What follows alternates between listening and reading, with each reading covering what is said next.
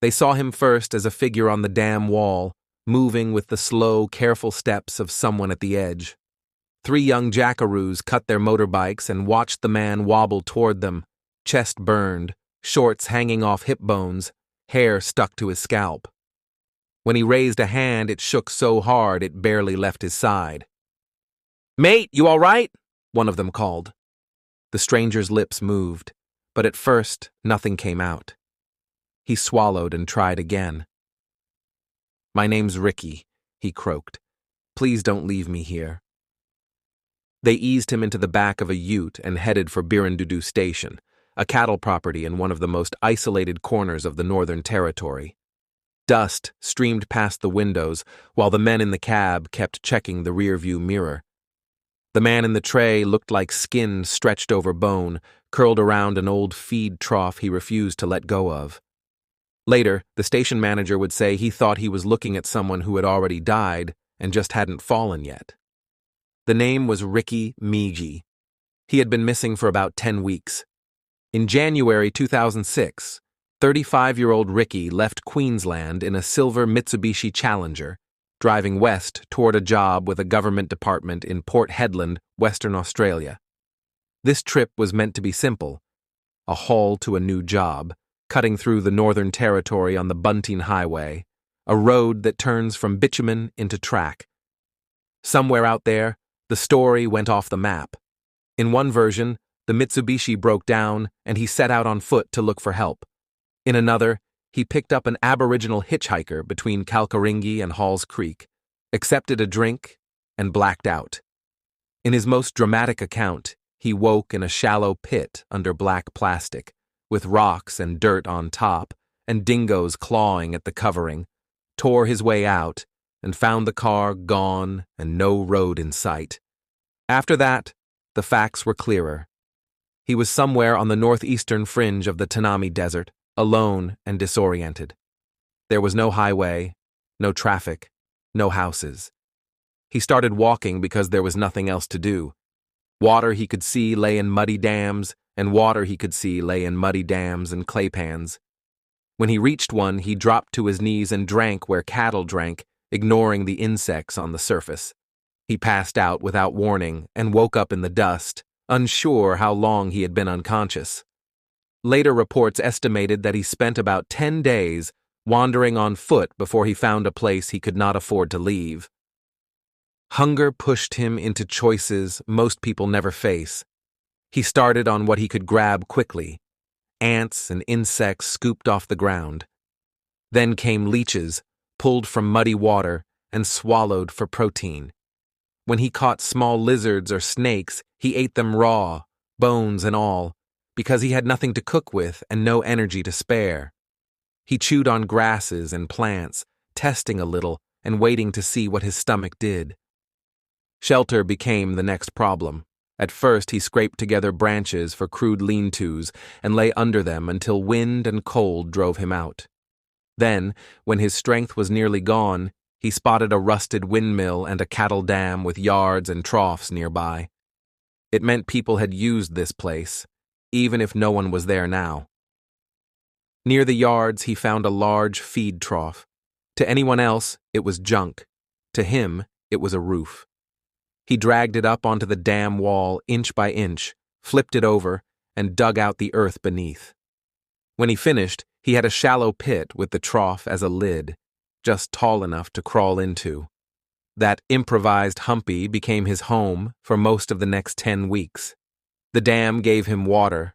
The trough gave him shade and some protection from the night air. Life shrank to a brutal routine.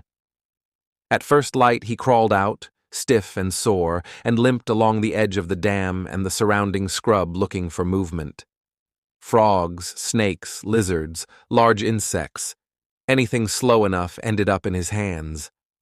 If another soak or dam held water, he drank there too, always careful to remember how to get back before his strength ran out. On the days when there was no fresh water, he drank his own urine. He urinated into a container, let it cool to dull the taste, and forced it down. Survival experts would later say the area he was in had just enough scattered water and small animals to keep a determined person alive, and that his tough constitution worked in his favor. His body showed the cost. Ricky had weighed more than 100 kilos when he set out. By the time his ordeal ended, he was down to roughly 48. His skin cracked and peeled. His gums bled. The constant protein from raw animals kept his organs working but stripped almost all fat and muscle from his frame. At one point, a tooth abscessed so badly that pain pulsed through his head with every heartbeat. Alone and out of options, he jammed his car keys into his mouth and levered the tooth out himself, then lay in the dirt, shaking until the pain dulled. He talked to himself to keep his thoughts ordered. Each morning he woke faintly surprised that his heart was still beating. Far away, Northern Territory police opened a missing person file. When he finally turned up alive, they interviewed him at Royal Darwin Hospital and tried to recover the Mitsubishi he said he had been driving. They never found it.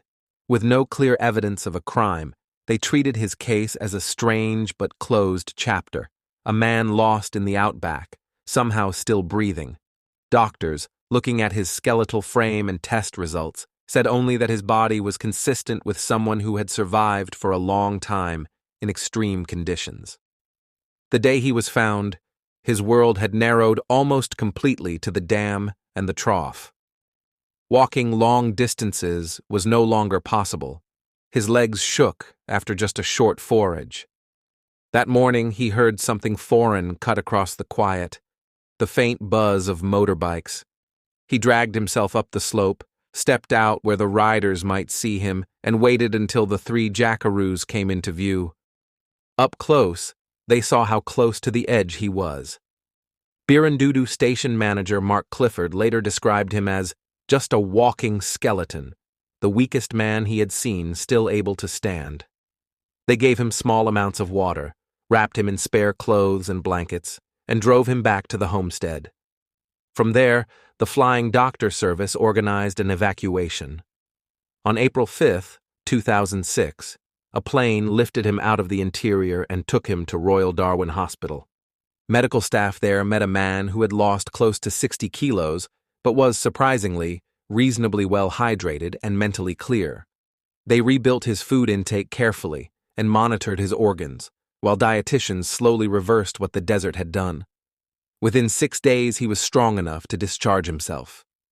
In the years that followed, he co-wrote a book about the ordeal and moved overseas to work in construction. He had gone into the outback as a solid man in a clean 4-wheel drive. He came out a walking skeleton who had lived under an upside-down feed trough, eaten frogs, leeches, snakes, ants, and lizards, drunk whatever liquid he could find, and pulled out his own tooth to stop an infection from killing him. Thank you for listening to Horrifying Survival Stories. Subscribe for more stories of those who faced the impossible and lived.